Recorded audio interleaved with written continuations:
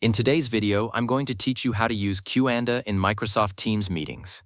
Specifically, we'll explore how to set up an interactive word cloud poll, which is a fantastic way to engage your audience, gather questions, or collect real-time feedback during your presentations and discussions.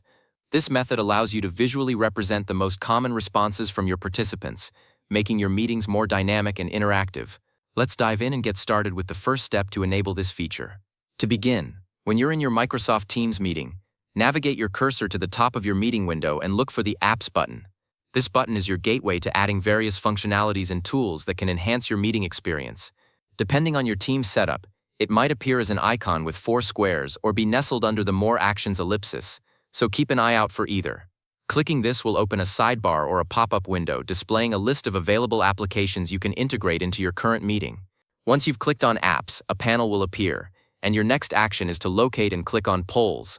The Polls application is powered by Microsoft Forms and is designed to help you create various types of interactive questions for your audience, including quizzes, multiple-choice questions, and in our case today, word clouds. If you don't immediately see polls listed, you might need to use the search bar within the Apps panel to find it, or simply scroll through the options until you spot it, often indicated by an icon resembling the Microsoft Forms logo. After selecting Polls, a dedicated panel will typically open on the right side of your meeting screen.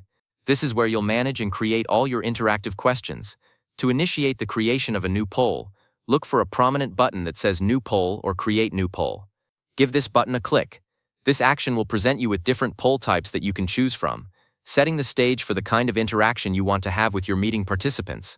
Now, from the list of poll types that appears, you'll need to click on Word Cloud. A word cloud is a powerful visual tool for Q&A because it takes all the individual text responses from your participants and displays the most frequently used words in a larger, more prominent font.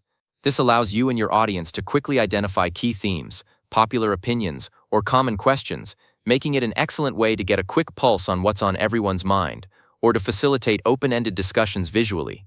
With the word cloud poll type selected, you'll now be prompted to write your question. This is the crucial part where you formulate the query you want to pose to your meeting attendees. Think of a clear, concise, and open-ended question that encourages varied responses, as these answers will directly contribute to the formation of your word cloud. For example, you might ask, "What are your biggest takeaways from this presentation?" Or "What topic would you like us to discuss next?" Type your question into the designated text box, ensuring it's easy for everyone to understand. Finally, once your question is perfectly crafted and ready to go, the last step is to click Launch Now. This action will immediately publish your word cloud poll to all participants in your Teams meeting. They will see a notification or the poll directly in their meeting chat or a side panel, prompting them to submit their responses.